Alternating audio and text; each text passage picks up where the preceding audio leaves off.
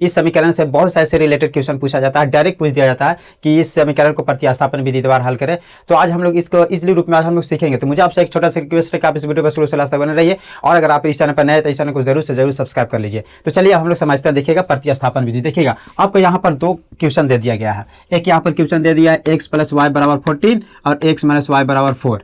ठीक है, इसको हम लोग किस रूप में करना है, तो प्रतिस्थापन विधि द्वारा इसको क्या करना है, हल करना। तो देखिएगा सबसे पहले इसको हम लोग क्या करते हैं, सोल्यूशन करते हैं। तो सोल्यूशन करने के लिए कुछ नहीं करना है, पहले देखिएगा यहाँ पर सबसे पहले ध्यान देना पड़ेगा कि आपका दो इक्वेशन यहाँ पर दिया हुआ है। ये दोनों इक्वेशन में से आप किसी भी इक्वेशन से चल सकते हैं, चाहे इक्वेशन फर्स्ट से चलिए चाहे इक्वेशन सेकेंड से चलिए। तो ठीक है, चलिए मैं इक्वेशन फर्स्ट से चलता हूँ। तो यहाँ पे लिख देना है समीकरण 1 से। ठीक है, अगर 2 से चलना होगा तो 2 समीकरण लिखना होगा। ये फिर यहाँ पे लिखिए x + y = 14 हो जाएगा। ठीक है, अब यहाँ से क्या करना है, आप चाहे x का वैल्यू निकालिए चाहे y का वैल्यू निकालिए। तो मान लीजिए कि x का वैल्यू अगर यहाँ से मैं निकालता हूँ तो x बराबर हो जाएगा 14 माइनस क्या हो जाएगा, तो y हो जाएगा। ठीक है, आप इसका इक्वेशन क्या मान लीजिए, तो तीसरा मान लीजिए। ठीक है, अब यहाँ से हम लोग क्या करते हैं, चलते हैं।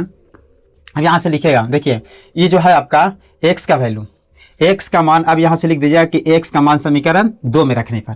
ठीक है, अगर यहाँ पर हम लोग समीकरण 2 से चलते हैं तो x का मान किस में रखते हैं, 1 में रखते हैं। अगर हम लोग समीकरण 1 से चले हैं तो x का मान किस में रखेंगे, समीकरण 2 में रखेंगे। तो यहाँ से लिखेगा x का मान समीकरण 2 में रखने पर,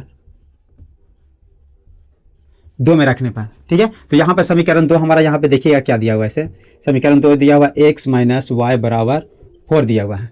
अब x बराबर कितना रख देना यहाँ से, तो 14 - y बराबर क्या हो जाएगा, 4। अब यहाँ से आगे देखिएगा 14 के 14 रहने दीजिए, y हो जाएगा -2y बराबर क्या हो जाएगा, 4 हो जाएगा। अब यहाँ से क्या निकालना है, इसको उधर लेके चल जाइए। तो -2y बराबर क्या हो जाएगा, 4, और माइनस क्या हो जाएगा यहाँ पे, तो 14 -2y बराबर क्या हो जाएगा, -10। ठीक है, यहाँ तक तो आप निकाल सकते हैं आराम से। अब यहाँ से इसको काटेंगे तो y के मान क्या निकला यहाँ पे, तो 5 निकला। ठीक है, अब यहाँ से क्या करना है कि y का मान, ठीक है, y का मान आप समीकरण 3 में रखिए, चाहे 2 में रखिए, चाहे 1 में रखिए, आपका किसी में भी रखिएगा तो आपका y का मान निकलेगा। तो चलिए समीकरण मैं 3 में रखता हूँ, यहाँ पर मैं लिख दे रहा हूँ। यहाँ से लिखिएगा y का मान समीकरण 3 में रखने पर, 3 में रखने पर।